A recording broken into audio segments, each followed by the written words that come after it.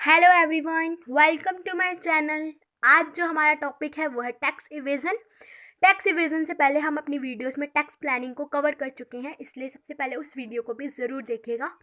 आज हम tax evasion में पढ़ने जा रहे हैं कि टैक्स इवेजन के मीनिंग्स क्या है, उसका फीचर क्या है, उसके रीजंस क्या है, उसके मेथड क्या है और कैसे हम टैक्स इवेजन को रोक सकते हैं। हमें क्या क्या मेजर्स लेने चाहिए जिससे कि हम टैक्स इवेजन को रोक सकते हैं, कम कर सकते हैं। तो आइए इस टॉपिक को स्टार्ट करते हैं। सबसे पहले है मीनिंग ऑफ टैक्स इवेजन, मतलब टैक्स इवेजन होता क्या है। Tax evasion, tax planning, tax avoidance, तीन मेथड होते हैं। तीनों ही मेथड में अपनी अपनी टैक्स लायबिलिटी को रिड्यूस करने की कोशिश करते हैं, अपनी टैक्स लायबिलिटी को मिनिमाइज करने की कोशिश करते हैं। लेकिन जो टैक्स प्लानिंग होता है वो एक लीगल मेथड होता है अपनी टैक्स जो लायबिलिटी है उसको रिड्यूस करने का, जबकि जो टैक्स इवेजन है वो एक इलीगल मेथड है अपनी जो लायबिलिटी है उसको रिड्यूस करने का। इसके अंदर हम अपनी बुक्स ऑफ अकाउंट में या तो अपने एक्सपेंसेस को बहुत बढ़ा चढ़ा कर लिख देते हैं या अपनी इनकम को थोड़ा सा कंसील कर लेते हैं, यानी कि छुपा लेते हैं, उनको कम कर कर दिखाते हैं ताकि हमारी जो टैक्स लायबिलिटी है वो कम से कम बने। तो जो टैक्स इवेजन होता है, it is an illegal method of reducing the tax liability. इसके अंदर हम अपने एक्सपेंसेस को हाई कर कर दिखाते हैं और अपनी इनकम को लो कर कर दिखाते हैं ताकि हमारी टैक्स लायबिलिटी कम से कम बने। It is an effort made by the deliberately made by the tax payer. ये एक ऐसा एफर्ट है जो डेलिबरेटली, मतलब अपनी इच्छा से जो टैक्स पेयर है वो करता है। इसमें वो अपनी इनकम को या तो कंसील कर लेता है या मिस रिप्रेजेंट कर देता है ताकि उसकी जो लाइबिलिटी है, जो उसकी टैक्स लाइबिलिटी है वो कम से कम हो सके। इसी को ही हम टैक्स इवेजन कहते हैं। इसमें वो अपनी इनकम को कंसील या मिस रिप्रेजेंट करता है अपने फाइनेंशियल अफेयर्स को, ताकि उसकी जो टैक्स लाइबिलिटी है वो रिड्यूस हो सके। That is called tax evasion. आगे है इसके फीचर्स क्या है। सबसे पहला फीचर है इट इज़ अनएथिकल इमोरल, यानी कि ये अनएथिकल एफर्ट होता है, इसमें कुछ भी एथिकल नहीं होता बल्कि it's a illegal also. It is prohibited, क्योंकि इलीगल है इसलिए इसको प्रोहिबिटेड माना गया है। इस पर हैवी पेनल्टी भी इम्पोज की जा सकती है। जो टैक्स पेयर है जब वो कंसील करता है अपनी इन्फॉर्मेशन को, अपने फाइनेंशियल अफेयर को गलत तरीके से रिप्रेजेंट करता है, मिस रिप्रेजेंट करता है, तो उस पर हैवी पेनल्टी भी इम्पोज की जा सकती है।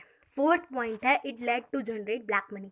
अब जिस इनकम पर हम टैक्स नहीं दे रहे हैं, गवर्नमेंट को कंसील कर रहे हैं, मिस रिप्रेजेंट कर रहे हैं, तो श्योरली वो जो इनकम होगी वो ब्लैक मनी जनरेट तो होगी उससे, यानी कि वो सारी जो इनकम होगी वो ब्लैक मनी में कन्वर्ट हो जाएगी। It is fully illegal. एक इलीगल मैनर होता है अपनी टैक्स लायबिलिटी को रिड्यूस करने का। कुछ भी लीगल नहीं होता है इसमें हम इलीगली अपनी सारी टैक्स लायबिलिटी को रिड्यूस करते हैं, अपने फैक्ट्स को कंसील करते हैं। नेक्स्ट है रीज़न कि लोग टैक्स इवेजन करते क्यों हैं। तो फर्स्ट पॉइंट देखिए, हाई टैक्स रेट। जो हमारा इंडिया है इसमें जो टैक्स की रेट है वो बहुत ज़्यादा हाई है। जैसे कि कंपनी है, कंपनी के केस में 30% टैक्स रेट है। टैक्स पेयर के केस में जो इंडिविजुअल है उसमें भी हाई रेट्स है। तो ज़्यादा हाई रेट होने की वजह से जो एसएससी है, जो टैक्स पेयर है, वो टैक्स को देने की बजाय सोचता है कि उसे कम कर लिया जाए, उसको इलीगल मैनर से घटा दिया जाए। तो हाई टैक्स रेट की वजह से भी लोग टैक्स को पे पूरी तरह से नहीं करते। सेकेंड है कॉम्प्लिकेट टैक्स लॉज। टैक्स के जो लॉज हैं वो बहुत ज़्यादा कॉम्प्लिकेट है, उसमें टाइम टू टाइम अमेंडमेंट आती रहती है। इस वजह से भी लोग जो है टैक्स की पेमेंट करने से ज़्यादा टैक्स को कंसील करने में, टैक्स को कम करने में, टैक्स को इलीगल मैनर से चुराने में ज़्यादा विश्वास रखते हैं। Lack of transparency in government spending. जो हम टैक्स पे कर रहे हैं उसको गवर्नमेंट यूटिलाइज करती है, ठीक है, डेवलपमेंट के लिए, लेकिन गवर्नमेंट के स्पेंडिंग की हमें कोई भी इंफॉर्मेशन नहीं दी जाती, यानी कि उसकी कोई ट्रांसपेरेंसी नहीं होती कि गवर्नमेंट ने उस फंड को कहाँ यूटिलाइज किया है। इस वजह से भी लोग ज़्यादा से ज़्यादा टैक्स को इवेट करते हैं।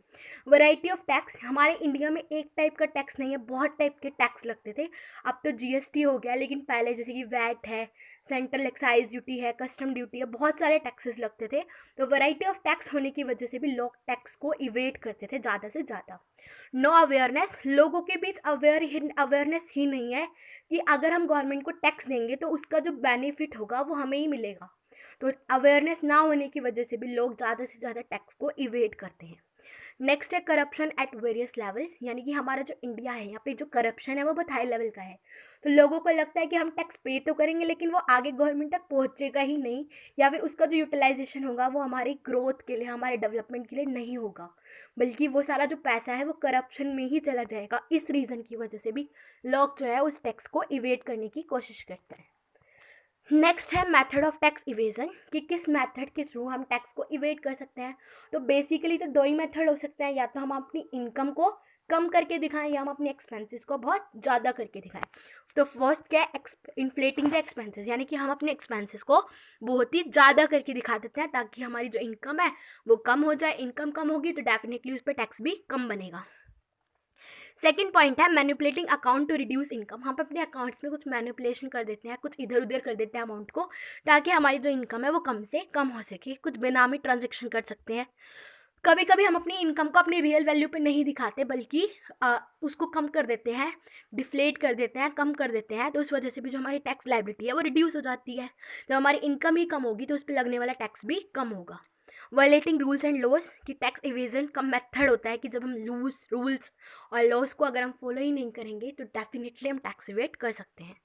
नेक्स्ट है method to reduce the tax evasion. जो हमारी कंट्री है उसमें बहुत सारे ज़्यादा टैक्स इवेड हो रहा है, तो हम किस क्या क्या मेजर्स ले सकते हैं कि जो टैक्स इवेजन है वो कम हो सके।